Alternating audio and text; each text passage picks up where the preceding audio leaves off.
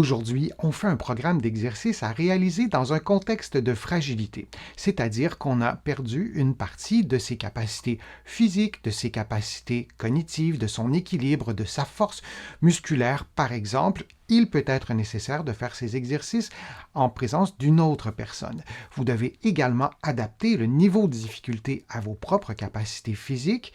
Aucun exercice ne doit augmenter ni reproduire une douleur et tous les exercices doivent être faits de façon sécuritaire. Je vous encourage également à prendre des pauses lorsque cela est nécessaire. Maintenant, on y va avec le programme d'exercice.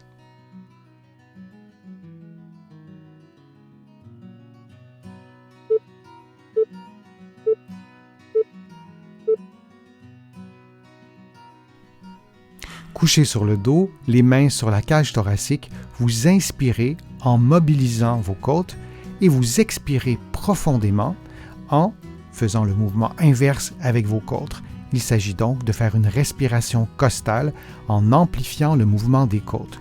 Vous faites cette séquence de mouvement pendant 60 secondes.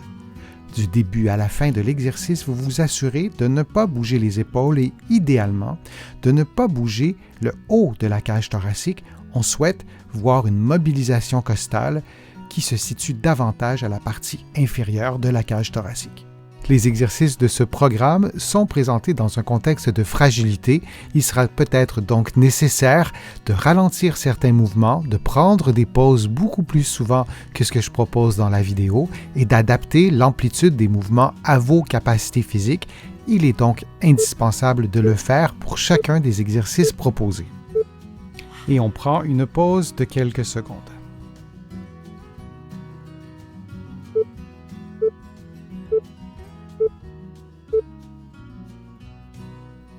Couché sur le dos, les genoux pliés, les coudes tendus, les mains jointes, vous levez les bras le plus loin possible et vous revenez en glissant vos bras sur le plancher ou près du plancher. Comme vous le voyez à l'écran en ce moment, vous adaptez l'amplitude des mouvements, la vitesse de mouvement à votre mobilité articulaire et à votre niveau de sensibilité. Par exemple, s'il y a de la douleur, vous devez adapter les exercices pour qu'il n'y ait pas de douleur et que vous puissiez faire les exercices librement. Et vous répétez cette séquence de mouvement pendant 60 secondes.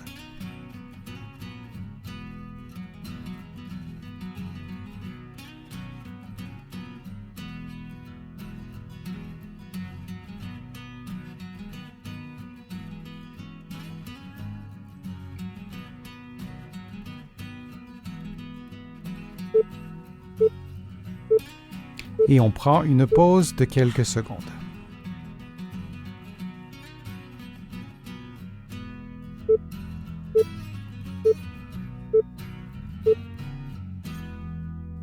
Couché sur le dos, les genoux pliés, les mains placées derrière la tête ou derrière la nuque, vous levez les coudes le plus loin possible, puis vous revenez à la position de départ en tentant de placer vos coudes sur le plancher. Vous répétez cette séquence de mouvement pendant 60 secondes.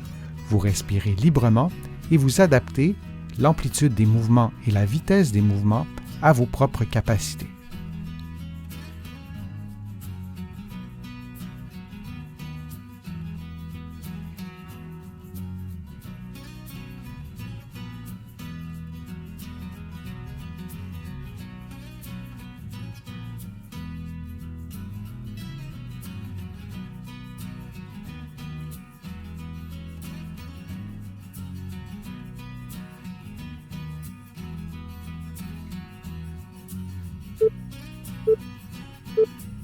Et on prend une pause de quelques secondes.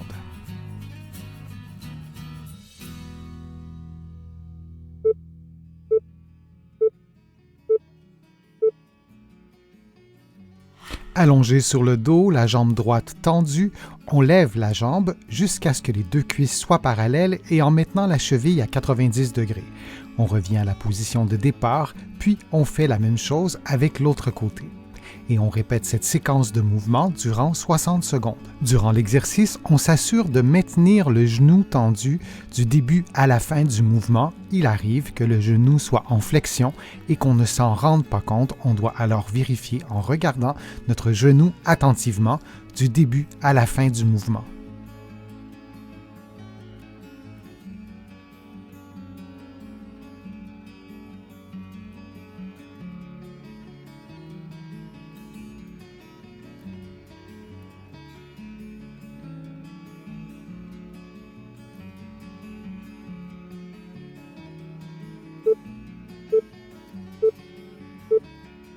Et on prend une pause de quelques secondes.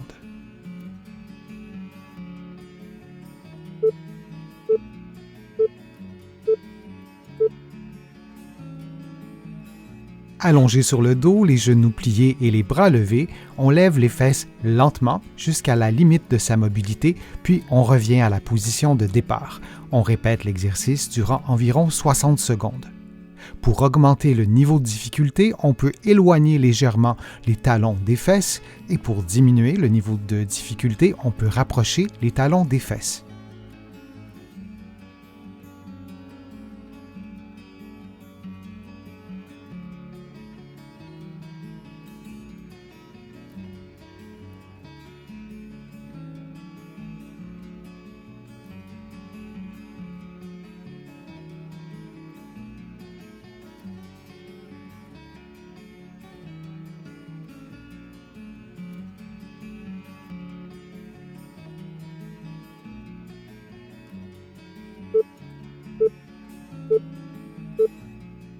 Et on prend une pause de quelques secondes. J'espère que la vidéo vous a plu, que les exercices vous ont fait du bien. Si c'est le cas, je vous invite à cliquer j'aime, à partager la vidéo sur vos réseaux sociaux et à la commenter. Vous le savez, je lis tous vos commentaires et je m'en inspire pour produire de prochaines vidéos. Vous pouvez également faire une contribution directement sur YouTube ou sur mon site web, le www.denisfortier.ca. Vous allez trouver beaucoup d'autres informations dans mes livres que vous pouvez trouver partout au Canada, en librairie et sur le web, et aussi de l'autre côté de l'Atlantique. Je vous mets le lien dans la description de la vidéo. Vous pourrez l'utiliser pour trouver mes livres, notamment de l'autre côté de l'Atlantique. Je suis Denis Fortier. Je vous remercie beaucoup. À bientôt.